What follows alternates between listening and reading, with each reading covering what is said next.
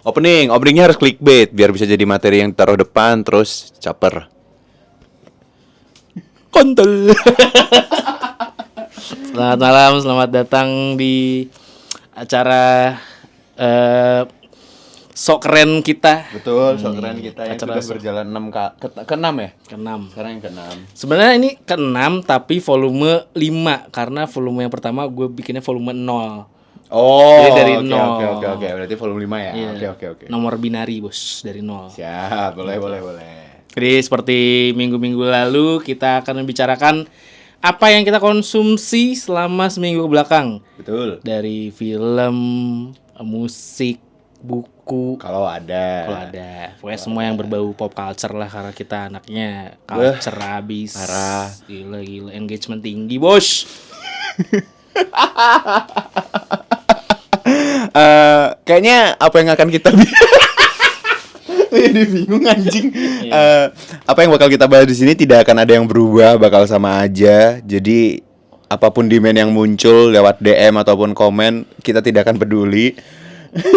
Bukan demand, lebih tepatnya kayak ekspektasi Anda tidak akan terpenuhi di sini. Ya, di benar. sini gitu. Jadi oke, kita mulai aja dengan recap minggu ini. Gantian ya, gue duluan ya. Boleh. Kan kemarin lu. Boleh. Gue tuh film dulu deh. Dari film itu gue nonton, kalau kemarin rada-rada kayak random gitu genrenya. Kali ini kayaknya minggu ini gue lebih banyak nonton film horor deh. Berarti kayak gue minggu lalu. Iya, jadi kayak kebalik gitu. Gue nonton film Weapons, terus film The Substance, sama yang terakhir itu Semi Who Can detach his body. Nih, kita bahas dari yang pertama dulu. Betul. Soal Weapons. Weapons ini dia menang Best Movie kan ya? Best Movie tahun lalu. Bagus sih. Iya, Best Movie tahun lalu itu gue direkomendasikan oleh satu teman gue dan emang itu film yang pengen gue tonton cuma belum kesampaian aja. Waktu di bioskop belum sempat nonton, terus belum ada di streaming, tapi gue bisa menemukan caranya untuk menonton film-film itu. Ceritanya menarik sebenarnya. Gue lebih suka penggambaran plotnya. Iya, benar. Pengenalan karakternya, terus kayak How to itu terjadinya Iya. pun enak gitu loh. jadi kayak runtutan peristiwa kenapa ini kejadian itu bagus menurut gue. Benar, dari banyak angle, terus akhirnya saling lengkapin bagus. Karena kalau dari ceritanya ya ini seputar witchcraft sebenarnya kan, sihir gitu, sihir di sono yang mungkin mirip-mirip sama sihir di sini lah, ada seberapa irisannya gitu. Iya, benar. Jadi ada satu premisnya yang sebenarnya ini jadi bumbu doang sebenarnya. Bener. Soal si anak-anak sekolah yang satu kelas tuh hilang semuanya. Sisa satu doang. Di satu malam tinggal menyisakan satu anak, dan cerita ini adalah tentang bagaimana mereka anak-anak ini bisa hilang dalam satu malam gitu. Ada 4 karakter, 5. Pokoknya ada karakter utamanya itu si gurunya, anak sekolahnya, bapak dari anak yang hilang, si James pecandu itu, si benar, drug addicts benar. itu, Polisinya juga dong berarti, si iya. Paul, kan yang dikenalin ya. Iya. Paul, udah. Gladys dikenalin gak sih? Gladys di ujung doang. Ya, pokoknya si penggambaran karakternya itu gue suka. Karena alurnya tuh mundur kan. Jadi kayak pengenalan karakter pertama si Justin, gurunya bla bla bla bla bla. Terus tiba-tiba mundur lagi ke pengenalan siapa gitu. Mundur lagi, dan di mundurnya itu ada link dari karakter sebelumnya. Anjing kata gue rapi. bagus. Bagus. Model-modelnya gue suka karena mirip-mirip sama jalur ceritanya omnibus, film-film omnibus kan gitu tuh. Beberapa cerita yang ada benang merahnya. Nah kalau ini kayak karakternya kan ada irisannya dengan karakter sebelumnya gitu. Betul. Menurut gue menarik, bagus. Makanya kayak layak lah buat dapat Oscar. Iya. Oscar ya? Gue kayaknya bukan Oscar ya dia, tapi dia menang penghargaan. Apa gue yang salah? Kita semua bisa salah. Kita semua bisa salah. Semua bisa Oscar. Oscarnya De La Hoya lagi. Ini petinju lama. Sama anyway kalau ngomongin Weapons itu tuh. Oh, lu nonton juga kan? Udah nonton dan apa ya? Menurut gua biasanya kalau misal endingnya revenge-nya dibales kan itu tuh gua kayak ya kentang lagi nih horor kok gini kan. Tapi ini gue seneng banget. Komikal anjing. Dan apa ya, kita mungkin Endingnya komik. expect-nya kayak wih grande, habis itu sinematografinya bagus itu, grande atau sangat bagus gitu secara cerita. Ini enggak komikal tapi enak ditonton gitu kayak Kayak, wah. di ending itu gue kayak mampus. Kayak ibu nonton sinetron. Mampus lu kejar anak kecil. Mampus lu. Dikejar pasukan, dibantai sama pasukan bocil. Satu scene yang memorable dan menurut gue itu iri banget. Itu waktu si Justin ketiduran di mobil pas lagi mau ngeliatin rumah. Itunya kan dia ketiduran karena mabok vodka, tiduran gitu, terus ada yang keluar dari rumahnya, kecik terus kayak ngeliat pintu kaca, enggak, dia mundur ke belakang, buka pintu belakang, itu. Wah ngapain nih, gunting, rambut dari gunting, bangsat, itu bagus banget, menurut gue penggambaran scene irinya tuh dapet gitu. Gue rating 4,5 atau 4 gitu, lumayan tinggi lah. Iya, itu karena bagus. Selain adegan yang Justin yang didatengin malam-malam, yang adegan si itu loh Mas, yang ada tokoh Asia kan itu, yang Si ini ya, yang gede badannya. prinsipalnya ya. Iya, yang nyamper ke pom bensin. Yang jadi zombie. Iya, itu ngeri banget sih, Iya. itu lari dari jauh. Dengan lari Naruto-nya. Wah, anjir. Naruto itu. Dan kayaknya dia mau dibikin prequel ya. Prequel iya? yang nyeritain Gladys-nya doang. Makanya gue kayak, oh ya oke lah gitu. Masih banyak misteri kan mungkin. Iya. di sih Kayak itu. emang enggak semua solven situ. Iya.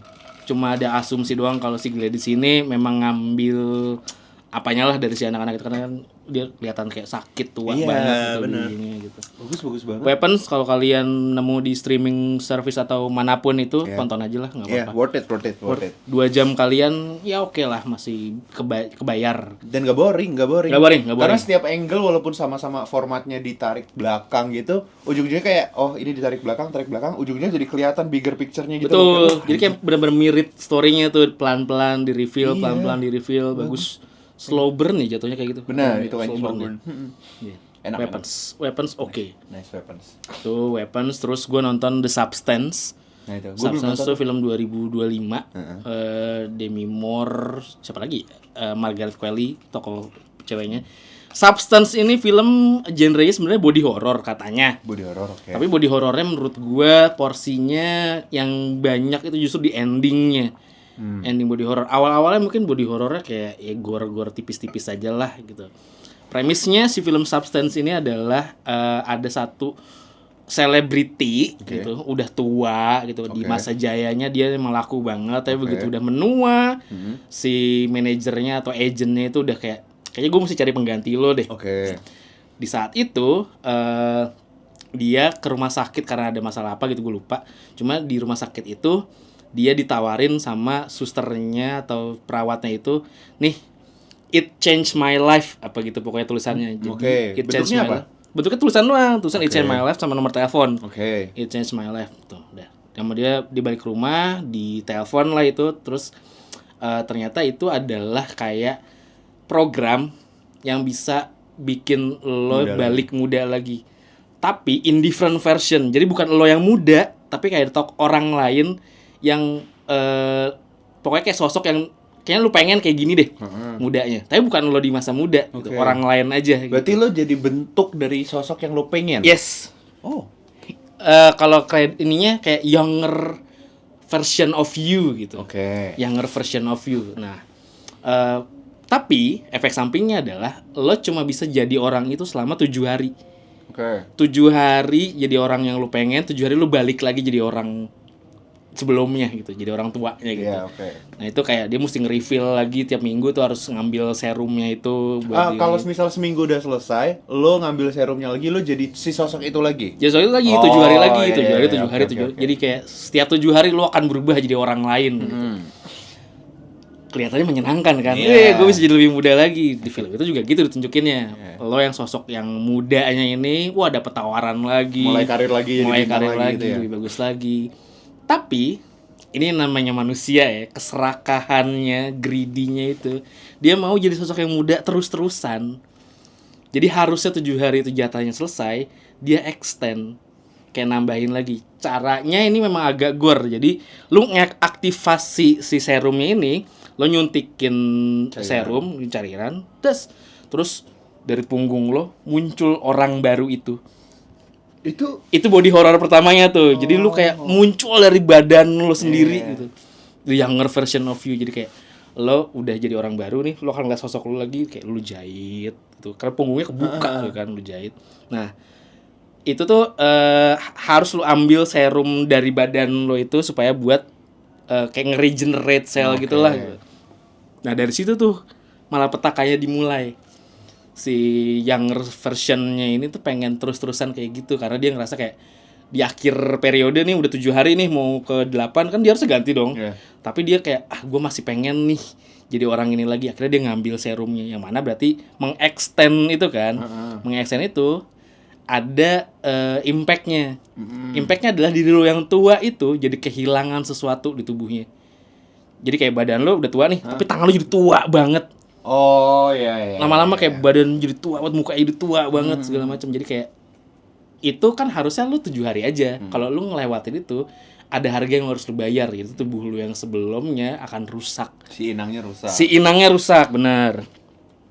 Nah, itu kejadiannya terus-terusan sampai siang diri dia sebelumnya yang tua itu kesel kan kayak anjing gue jadinya udah nggak punya apa-apa nih, kulit gue jadi tua. Ini dua sosok yang berbeda jadinya. Oh, jadi dua individu yang berbeda. 7 hari dia jadi ini, 7 hari jadi gini. Tapi kesadarannya satu. Makanya pas dia komplain, nih kok diri gue yang muda kenapa jadi seenak kayak gini ya? Enggak, bukan diri lo yang muda, itu elu. It's you. You and her are one. Kayak lu tuh berdua sama-sama sebenarnya, emang serakah aja gitu. Udah sampai dia nambahin lagi.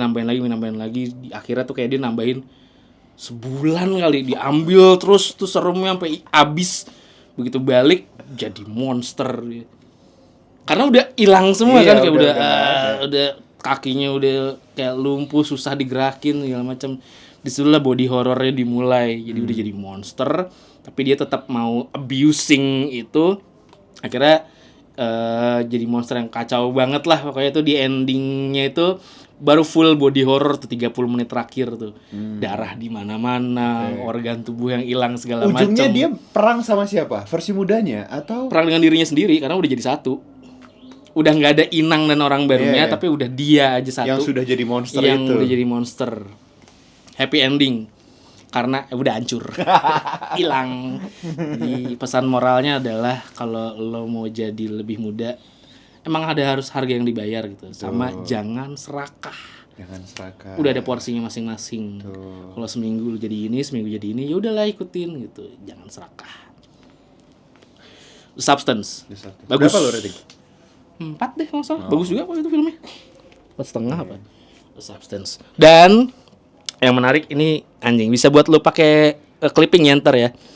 Lu tuh gua kan yang nge-clipping gitu kan. Ini bisa mungkin ada orang bisa. Yang ada kayak gua clipping ini video. Dia gua ngatakan ke dia. Oke.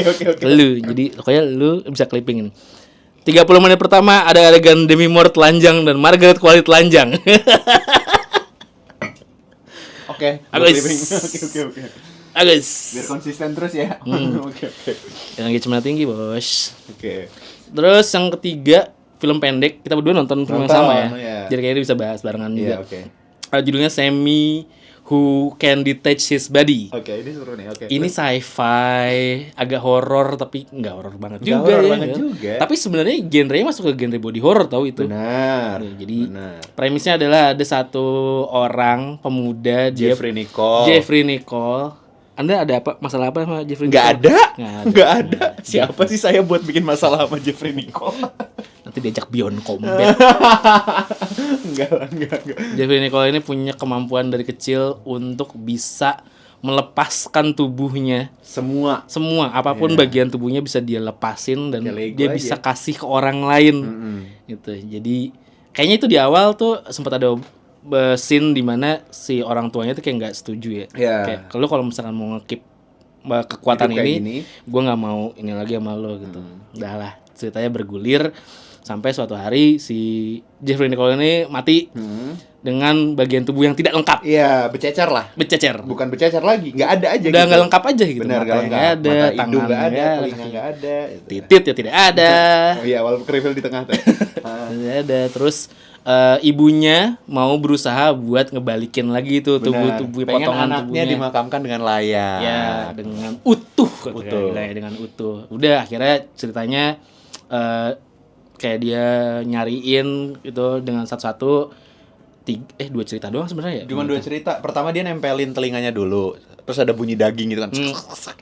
Telinga nempel. Habis itu dia nyari ke tangan. Habis tangan titit. Iya kan langsung titit kan? Tangan, titit, yang terakhir baru Jantung. si jantung. Ya. Jadi di setiap cerita ibunya nyariin body parts-nya si Sammy ini selalu dijelasin tuh backstory-nya kenapa si Sammy Badannya kehilangan, ya, ngasih ya. badannya.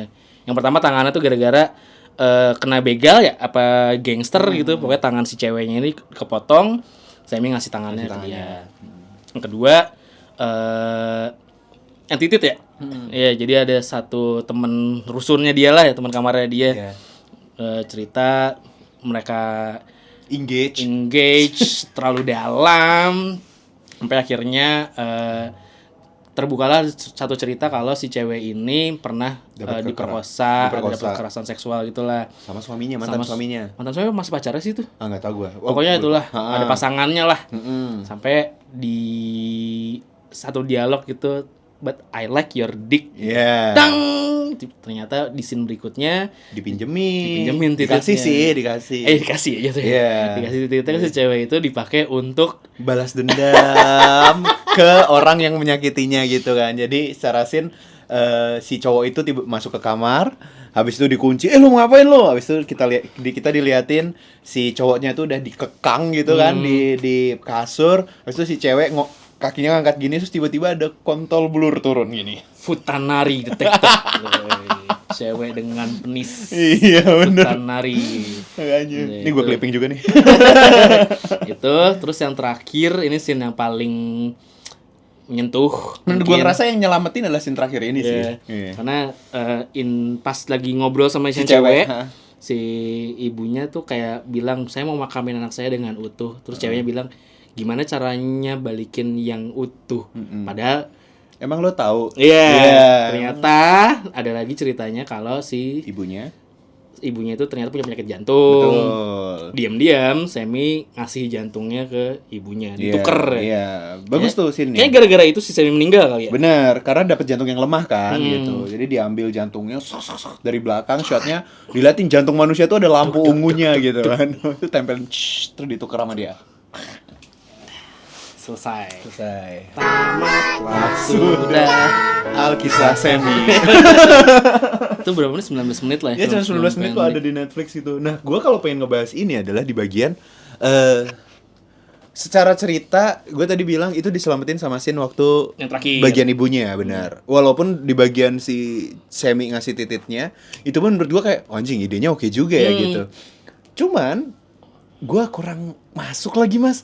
Kayak, ini kan film festival mungkin ya, film festival atau gimana gitu. Gue ngerasa kayak, ini tuh mau ngomong apa sih gitu. Lebih ke masalah situnya. Message-nya tuh gue nggak tahu, tapi secara kemasan ceritanya oke. Dan mungkin nggak tahu ini lu setuju apa enggak. Gue ngerasa kalau di industri Korea, kalau semisal ada sebuah aktor atau aktris yang lagi dramanya lagi jalan atau filmnya lagi jalan, tampilan mereka di publik itu tuh dijaga banget. Ya misal mereka datang ke variety show, misal nih di drama atau di filmnya tuh dia berperan sebagai jaksa yang tegas, di variety show pun mereka akan lebih less witty. Jadi mereka ngejaga citra publik terhadap karya yang akan terhadap karakter yang akan launching gitu. Nah, gua mungkin karena di mata gue citra Jeffrey Nicole adalah orang yang ngambek dikit ngajak tinju, gue jadi apapun yang dia bikin, apapun yang dia perankan, gue ngerasa kayak nggak lagi gitu, kayak ya gue kurang engage lagi, gue jadi nggak bisa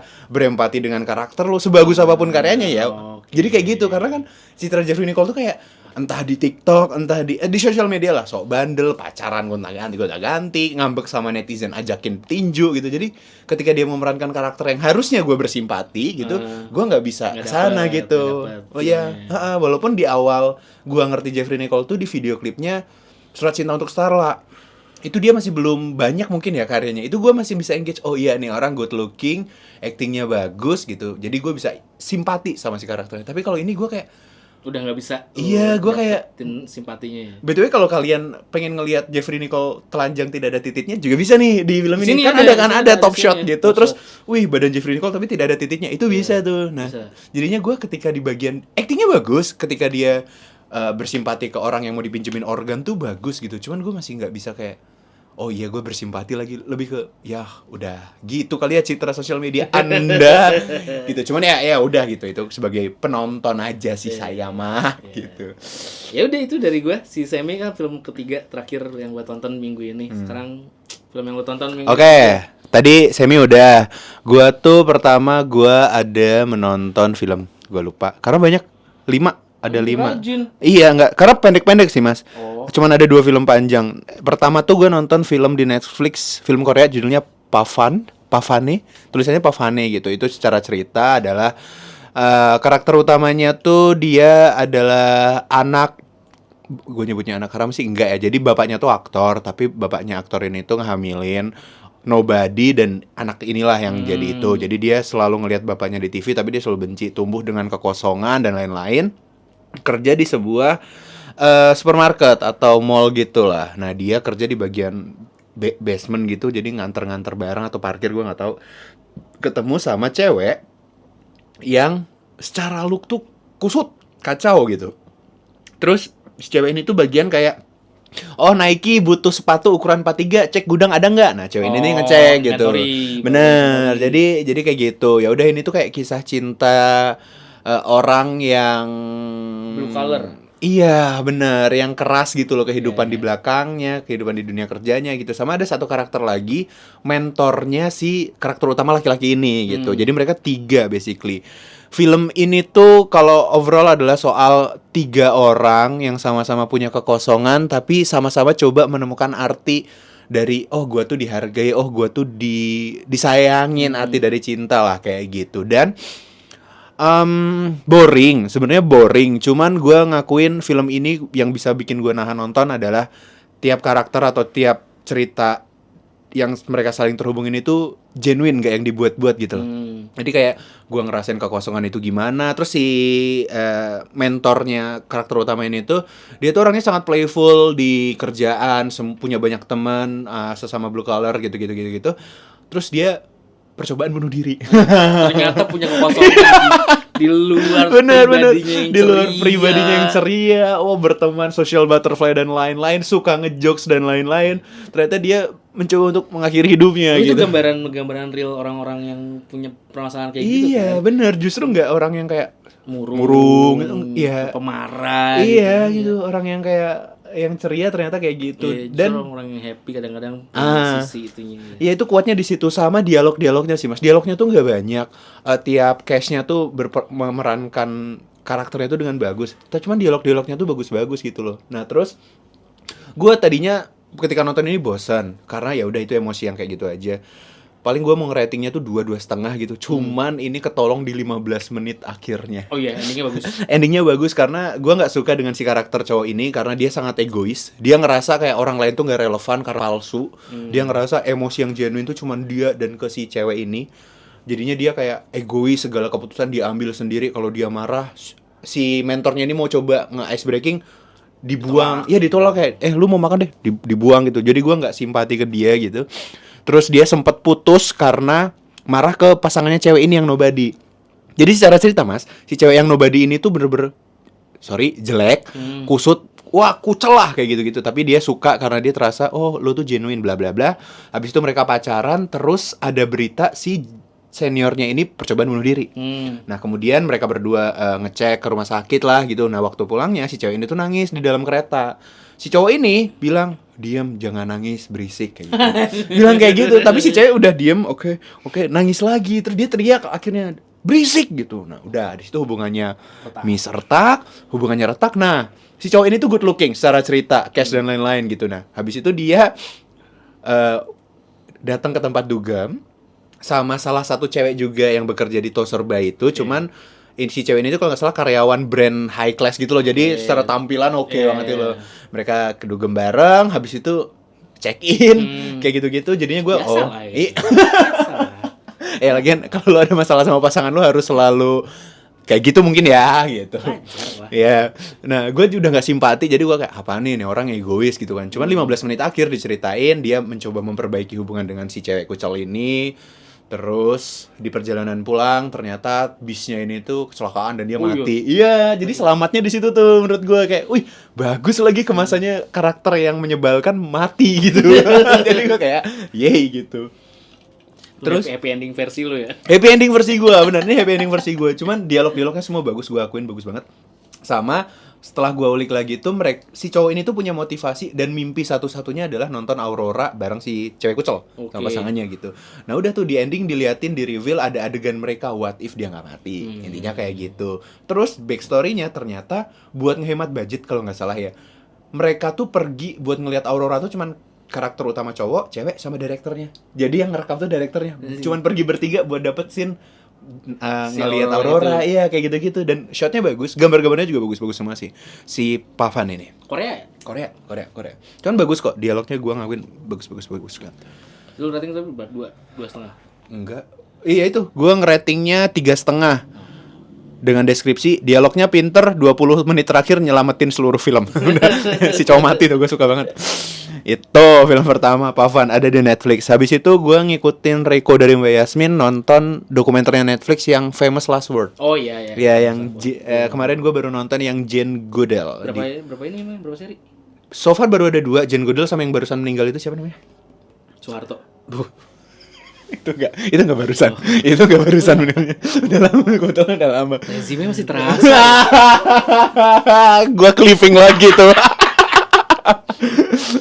Oke, intinya gue nonton yang Jane Goodall dulu. Jane Goodall ini seorang saintis antropologis mungkin ya. Dia tuh orang yang perempuan yang datang buat neliti simpanse dan tinggal di hutan sekian bulan lah gitu.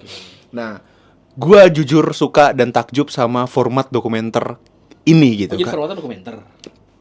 Bukan dokumen, bisa dibilang dokumenter nggak ya? Bukan. Enggak. Mereka tuh cuma duduk, habis itu di dalam studio dan ada 3 kamera yang dijalankan pakai robot. Udah, cuman ngobrol gitu doang. Nggak ada. Nggak, insertion nggak ada. B-roll apa? Nggak ada B-roll. Yang bikin gue takjub, ini kalau secara format ditulisnya sih dokumenter ya.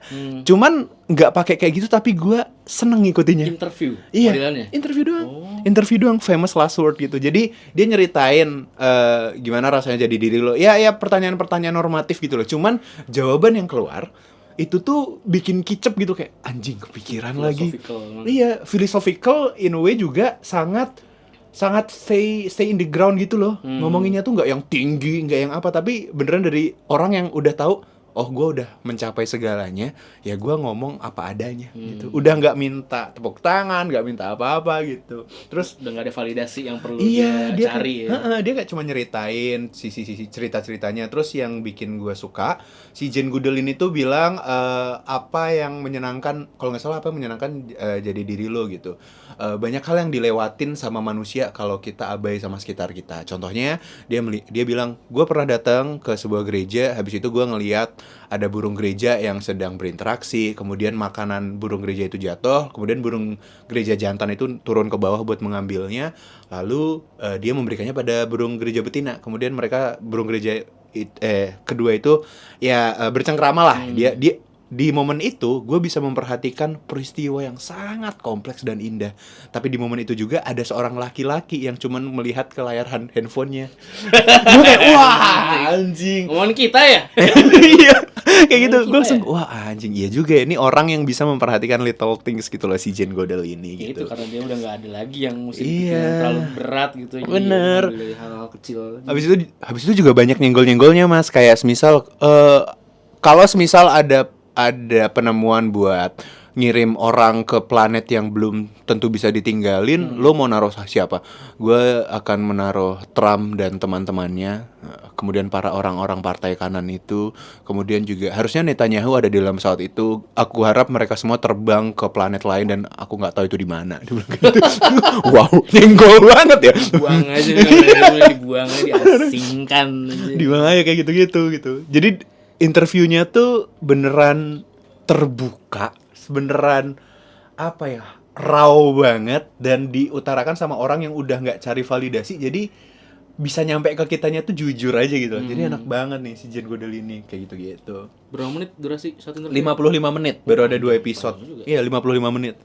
Itu menarik banget tuh si Famous Last Word. Gua yang sangat takjub adalah ada orang yang bisa kepikiran buat kita interview sama beberapa tokoh, kemudian kita simpen footage-nya, begitu lo mati, ini akan tayang.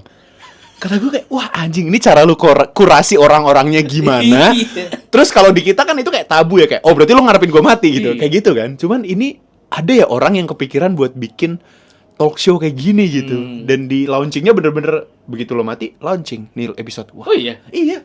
Wow. Makanya Oke. gue kayak, wih, oke juga nih si Famous Last Word ini. Itu. Nyimpen dokumennya gitu. Iya, heeh.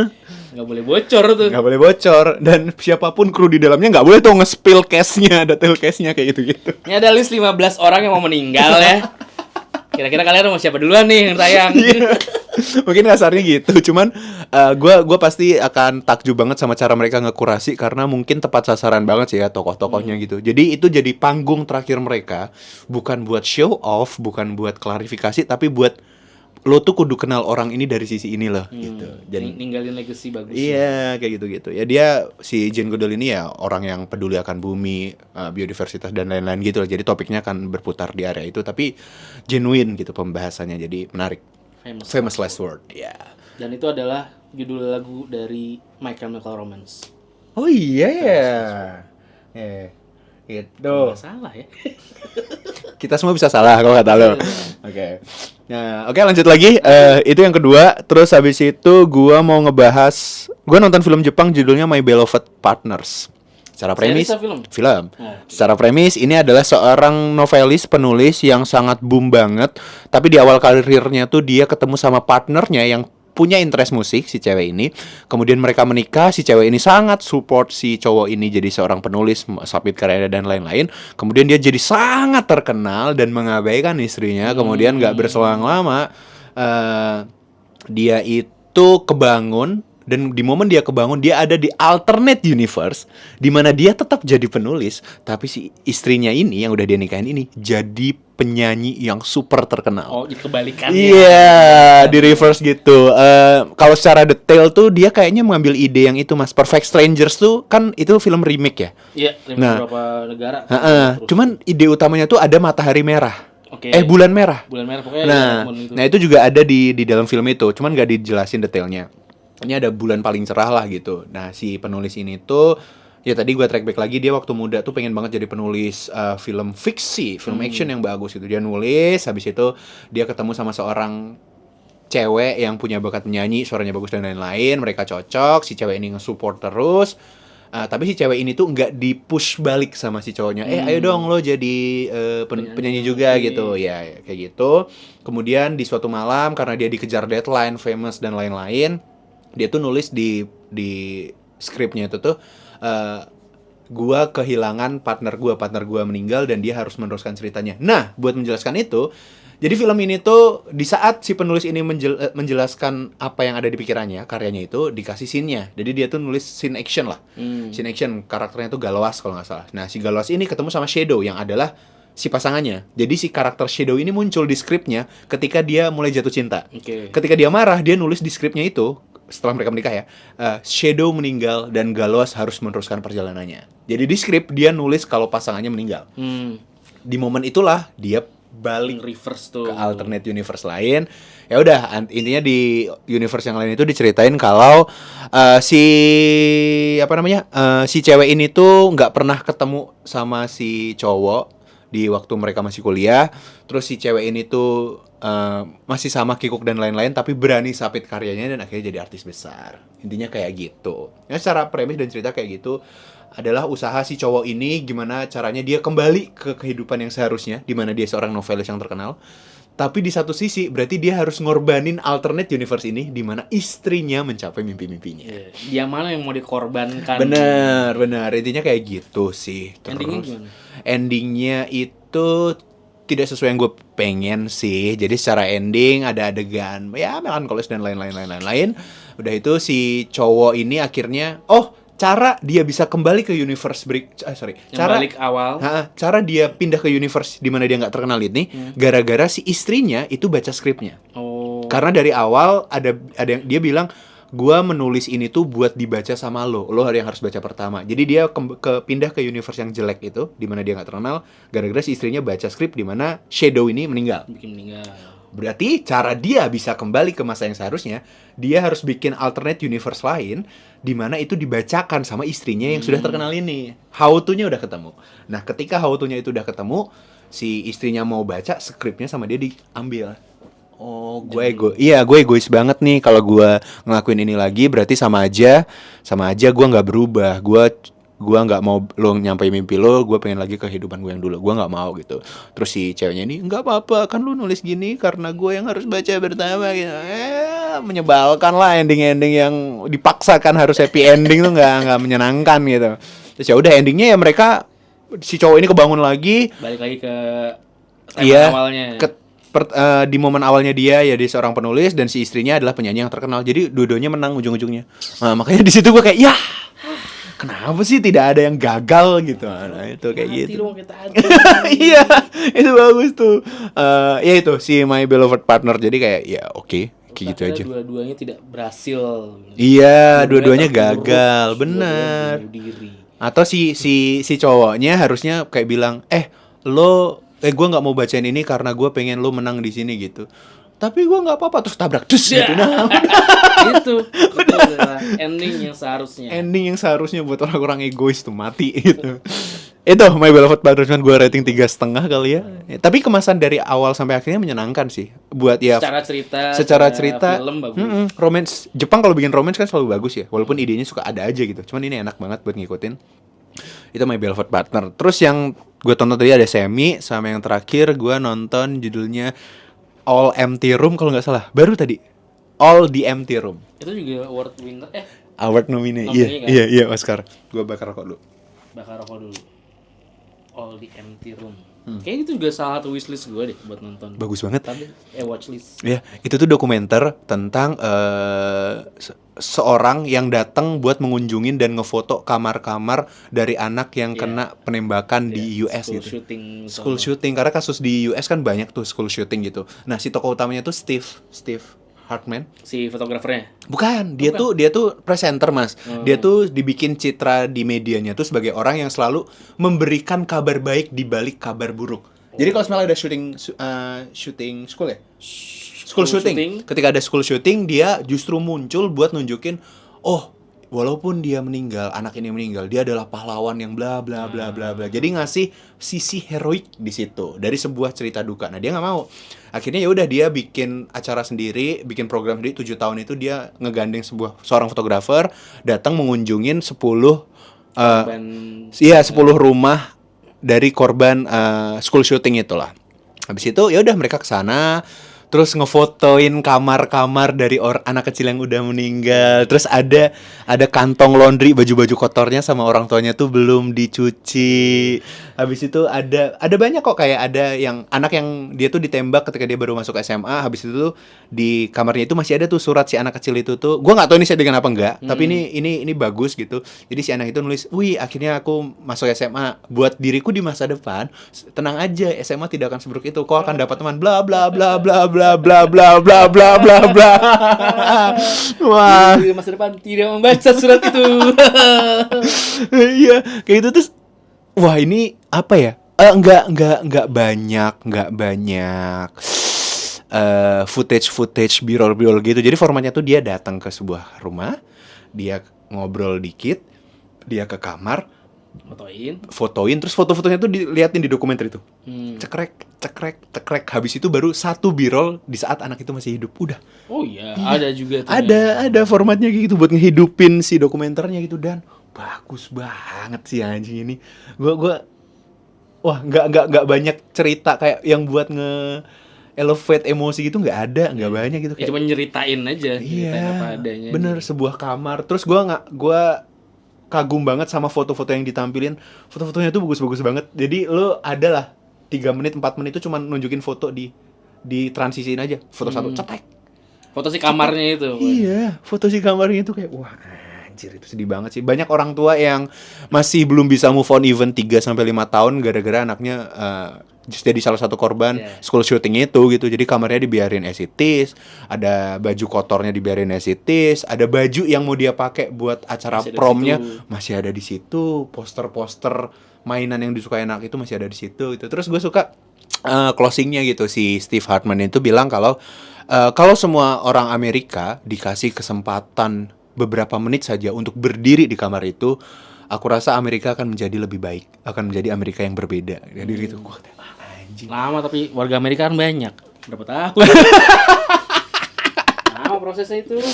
Ya benar kayak gitu. Cuman itu bagus banget, dan gue gara-gara itu kan terus ngulik ya soal kasus school shooting di US.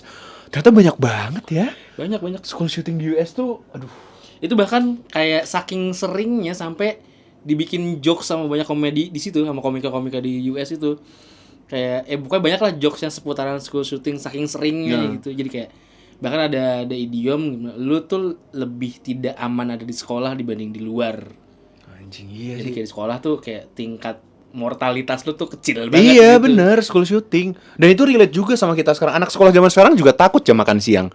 Enggak sih, orang tuanya juga takut sih jam makan siang. Kalau di sana school shooting, kalau di sini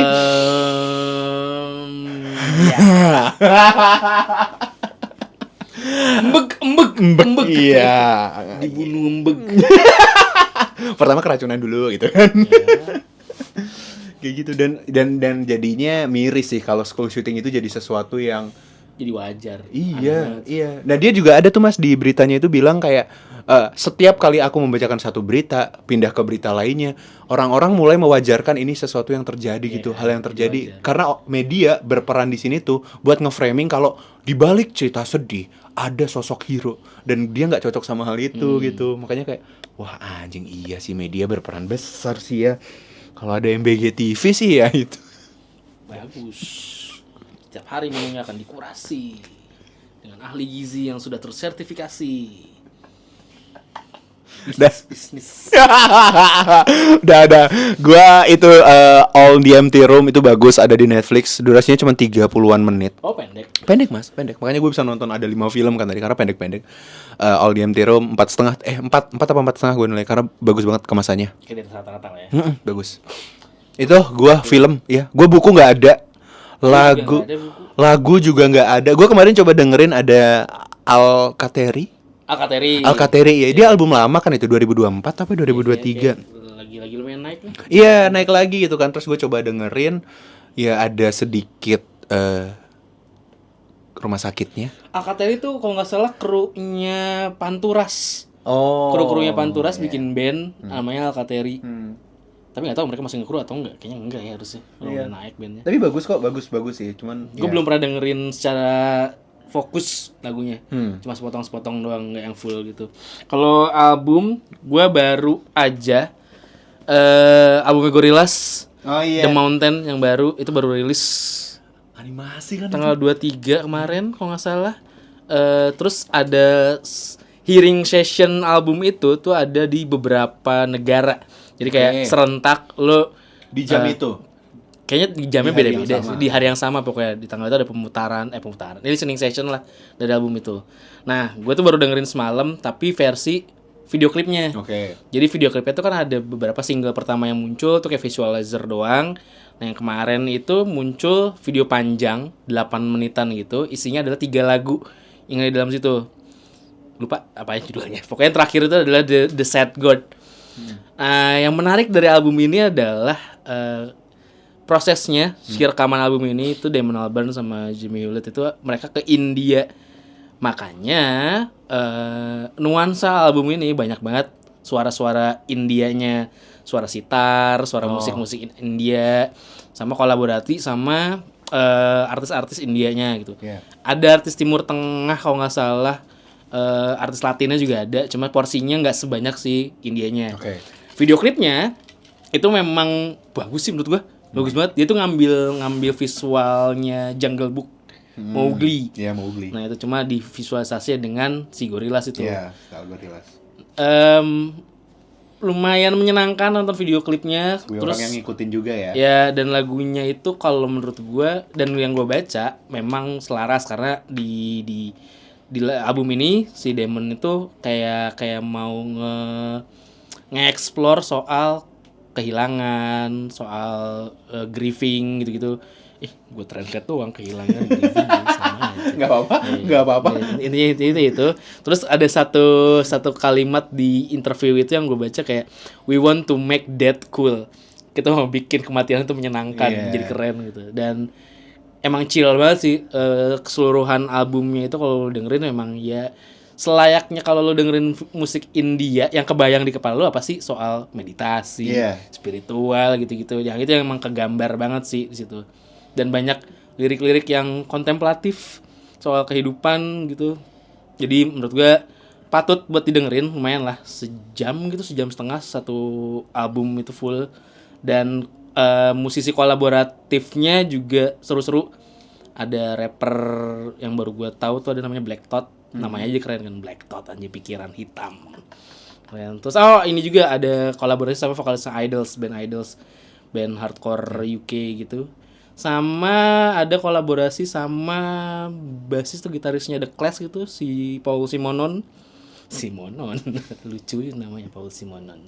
Itu The Mountain dari Gorillaz, silakan didengarkan video klipnya yang baru ada 3 lagu lah, berarti itu dijadi medley satu video gitu. Kalau lo mau chill, mau santai, enak kok didengerinnya, nggak pretensius, nggak. Kalau menurut gue malah nggak ada nuansa Gorillaznya sih. Oh iya, di album ini kayak ini musik elektronik aja gitu. Cuma ya Damon being Damon aja, serah dia lah. Serah dia itu. Itu buku gue nggak ada, musik juga dengerinnya masih kebanyakan ambience musik buat nemenin kerja gitu.